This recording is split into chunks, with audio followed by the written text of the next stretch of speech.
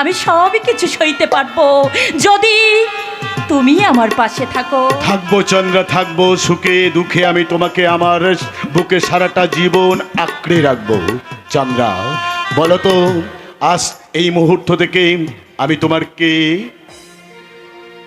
তুমি আমার মনের মানুষ, মনেরই ভিতর।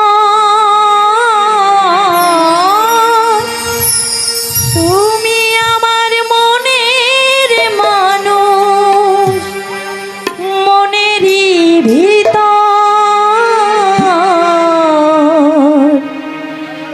তুমি আমার জান বন্ধু, অন্তরের অন্তর। তুমি আমায় কইরো না গো কোনো দিনও পর। তুমি আমার মনের মানুষ, মনেরই ভিতর। তুমি আমার মনের মানুষ, মনেরই ভিতর। তুমি আমার জান বন্ধু, অন্তরের অন্তর। তুমি আমায় কইরো না গো কোনো দিনও পর।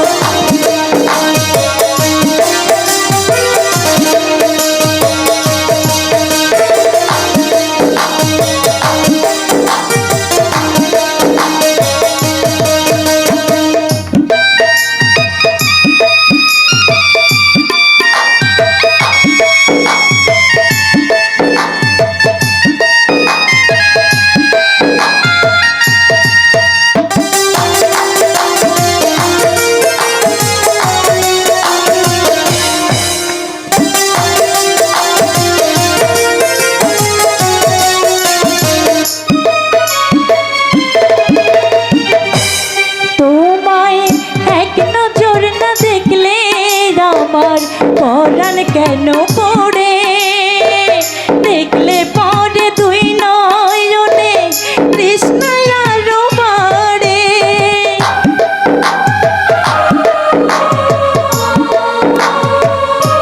তোমায় এক নজর না দেখলে পরে পরাণ আমার পড়ে, দেখলে পরে দুই নয়নে তৃষ্ণারও বাড়ে।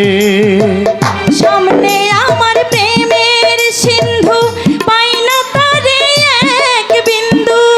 সামনে আমার প্রেমের সিন্ধু, পাই না তারে এক বিন্দু। হায় রে আমি অভাগিনী, পিপাসায় কাতর। তুমি আমার জান বন্ধু, অন্তরের অন্তর। তুমি আমায় কইরো না গো কোনো দিনও পর।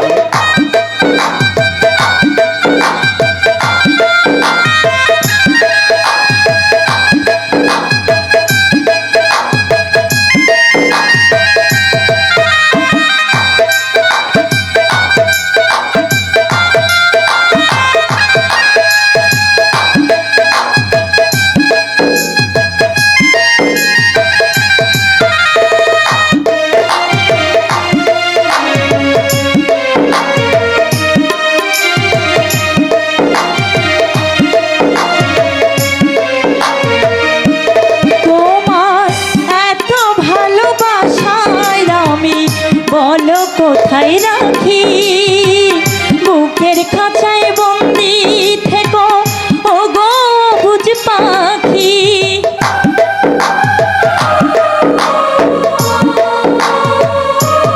তোমার এত ভালোবাসা বলো কোথায় আমি রাখি, বুকের খাঁচায় বন্দি থেকো ও গো বুঝ পাখি।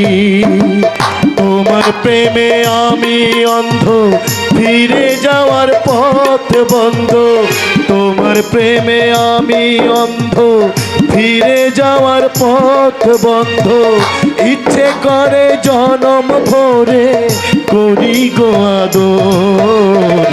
তুমি আমার জান বন্ধু, অন্তরের অন্তর।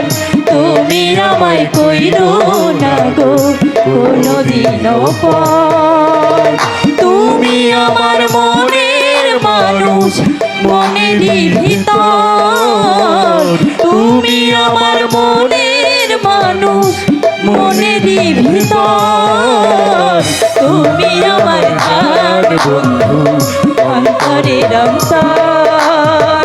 তুমি আমায় কইরো না গো কোনদিনও পর। তুমি আমার জান বন্ধু, অন্তরের অন্তর। তুমি আমায় কইরো না গো কোনদিনও পর। চন্দ্রা, বলো। আমার জীবন পথে কুড়িয়ে পাওয়া রত্ন তুমি। আমি তোমাকে সারাটা জীবন আমার বুকে ধরে রাখবো, আর তুমি তোমার স্নেহ, মায়া, মমতা, ভালোবাসা দিয়ে সকলের মন ভরিয়ে হয়ে থেকো ওই রাজবাড়ির আদর্শ রাজবধূ।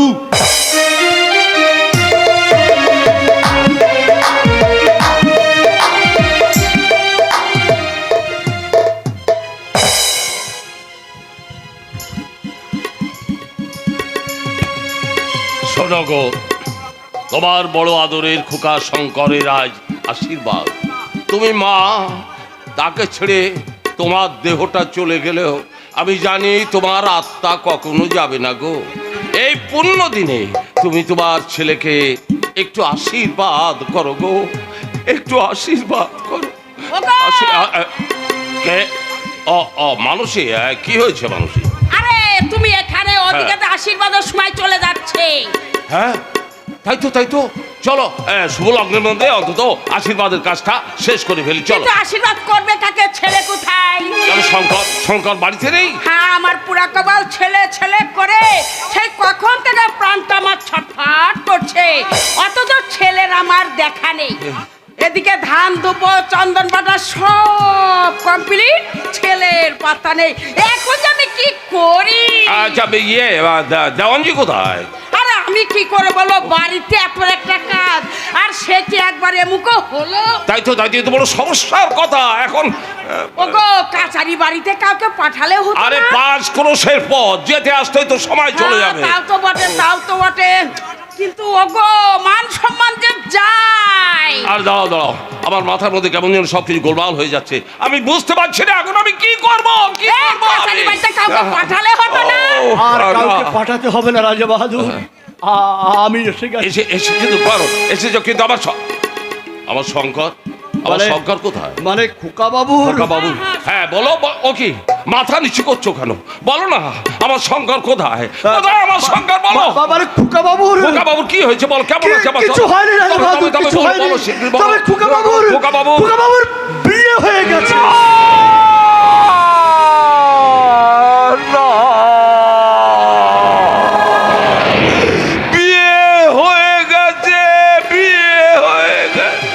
রাজা বাহাদুর, কনকপুরের বংশীদাস চৌধুরী বড় গরিব, ভিক্ষে শিক্ষে করে তার একমাত্র মেয়ের বিয়ে দেবে বলে একটা পাত্র জোগাড় করেছিল।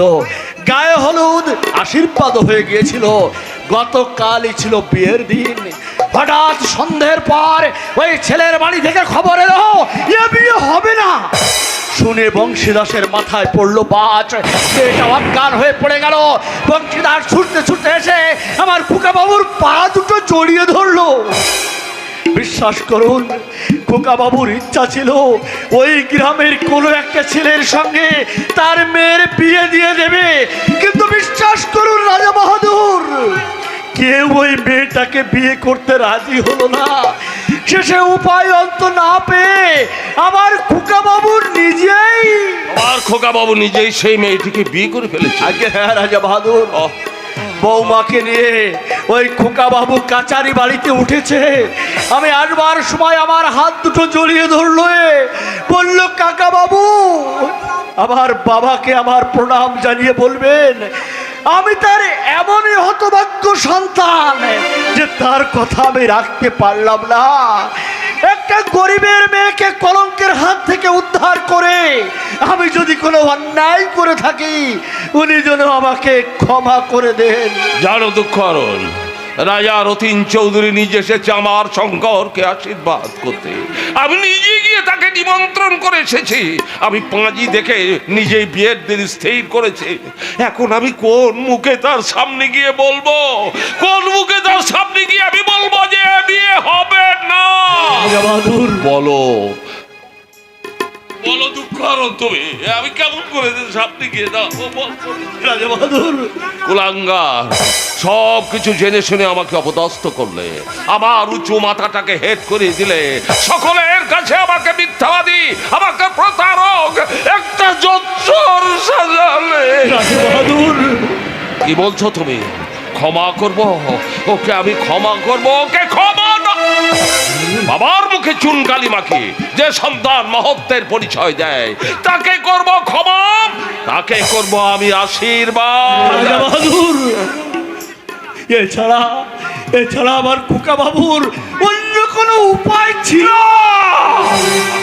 তবু এর ক্ষমা নেই। রাজা বাহাদুর, যাও তুমি দুঃখহরণ, রাজা রতিন চৌধুরীকে তুমি আমার কাছে ডেকে নিয়ে রাজা বাহাদুর, আমি বলছিলাম কি যে উনাকে এখানে ডেকে না এনে আমি নিজেই না আহ! তুমি যাও দুঃখহরণ, যাও। যাচ্ছি রাজা বাহাদুর।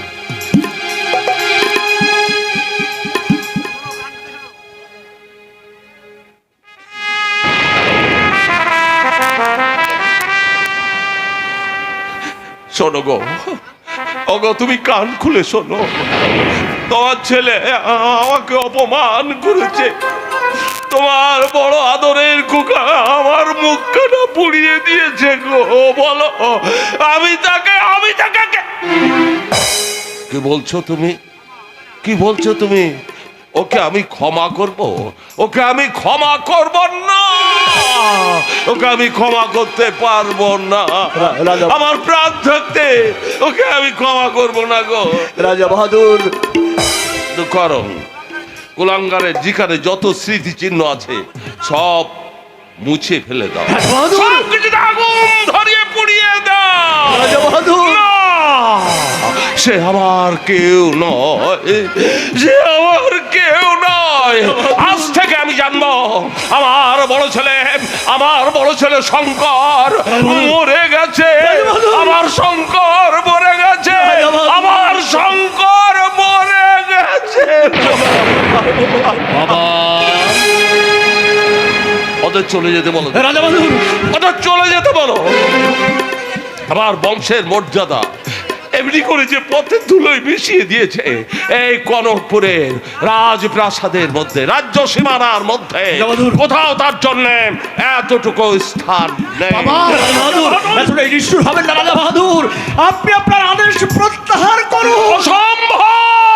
রাজা বাহাদুর, সূর্য পশ্চিমে উঠতে পারে, কিন্তু রাজা নরেন্দ্র নারায়ণের আদেশ কখনো নড়তে পারে না। রাজা বাহাদুর, কোনো দুঃখহরণ যতক্ষণ ওই কুলাঙ্গার ছেলে আমার এই রাজ্য সীমানার মধ্যে থাকবে, ততক্ষণ আমি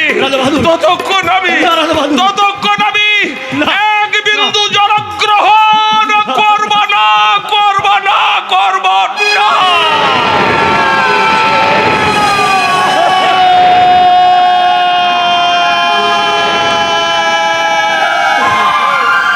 আপনি কি করলেন রাজা বাহাদুর? আপনি কি করলেন? কাকা বাবু, বাবু, বিয়ে বাড়ি উৎসব মুখর পরিবেশ, ছোট ছোট ছেলে মেয়েরা বর আসবে বলে আনন্দে ছোটাছুটি করছে। কোণে তার ঘরে বসে আপন মনে স্বপ্নের জাল বুনে চলেছে। এমন সময় বরের বাড়ি থেকে খবর এলো এ বিয়ে হবে না। যে বাড়িটা ছিল আনন্দ মুখর পরিবেশ, মুহূর্তে সে বাড়িতে নেমে এলো বিষাদের কালো ছায়া। কি রসয় বাবা, ছুটতে ছুটতে এসে রাজ বাড়িতে ভগবানের মুখে খবরটা দিয়ে গেল। ভগবানের মুখে খবরটা শুনে আমি ছুটে গিয়েছিলাম ওই অসহায়ের বাড়িতে। বাবু, আমি চেয়েছিলাম গ্রাম থেকে একটা পাত্র জোগাড় করে মেয়েটিকে লগ্নভ্রষ্টার হাত থেকে রক্ষা করতে, কিন্তু আপনি বিশ্বাস করুন, আমার কথায় গ্রামের কোনো যুবকে এগিয়ে আসেনি, তাই বাধ্য হয়ে মেয়েটিকে লগ্ন ভ্রষ্টার হাত থেকে রক্ষা করতে আমি আমার জন্মদাতা বাবার অনুমতি না নিয়ে তাকে স্ত্রীর মর্যাদা দিয়ে রাজবাড়িতে নিয়ে এসেছি। সেটা কি আমার অন্যায়? সেটা কি আমার অপরাধ? তবে কেন কেন আমার জন্মদাতা বাবা আমার একটি কথাও শুনতে চাইলেন না, একটি কথাও জানতে চাইলেন না? আমাকে অবাধ্য পুত্র আখ্যা দিলে এই বাড়ি থেকে চিরতরে চলে যেতে বললে বাবু। এমনকি আমার জন্মদাতা বাবা আরো বললেন আমি এই রাজবাড়িতে থাকলে তিনি তিনি জল স্পর্শ করবে না কাকা। আমি এক্ষুনি চন্দ্রার হাত ধরে রাজবাড়ি ছেড়ে চলে যাব কাকা। কাকা বাবু, বাবার আশীর্বাদ পেলাম না। আপনি আপনি তো আমাদের পরম গুরুজন। আমাদের জীবনের এই শুভ মুহূর্তে আমাদের দুজনকে আপনি আশীর্বাদ করুন কাকা। আপনার আশীর্বাদ হোক আমাদের চলার পথের পথে হোক। এসো চন্দ্রা।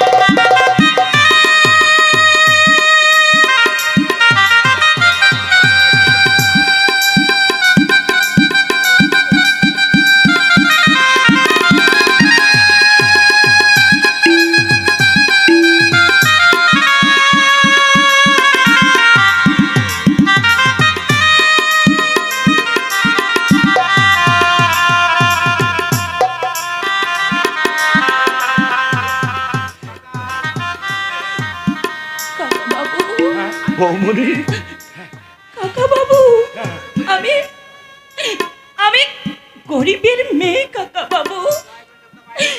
দয়া করে এই দেবতা আমাকে পায়ে ঠাঁই দিয়েছে। আপনি আপনি আমাদের আশীর্বাদ করুন কাকা বাবু। জীবনের সমস্ত দুঃখ কষ্টকে জয় করে আমরা যেন বেঁচে থাকতে পারি। বাবার অভিশাপ যেন আমাদের মাথায় আশীর্বাদ হয়ে চলে পড়ে। ওরে ওরে না রে না, আমি তোদের যেতে দেব না কুকা বাবু। কিন্তু আমরা এই বাড়ি ছেড়ে চলে না গেলে আমার বাবা যে জল স্পর্শ করবে না। তাহলে চল খোকা বাবু, আমার ওই ভাঙা ঘরে তোদের আমি লুকিয়ে রাখি। তারপর রাজা বাহাদুরকে গিয়ে বলবো আমার কুকা বাবু এ রাজ্য ছেড়ে চলে গেছে। কাকা, তবু অভিমান করে তোরা এই রাজ্য ছেড়ে চলে যাস নে।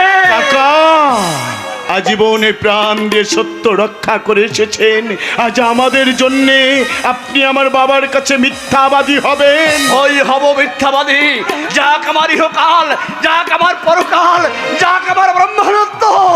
ওরে কুকা, শুধু তোরা থাক বাবা, শুধু তোরা থাক।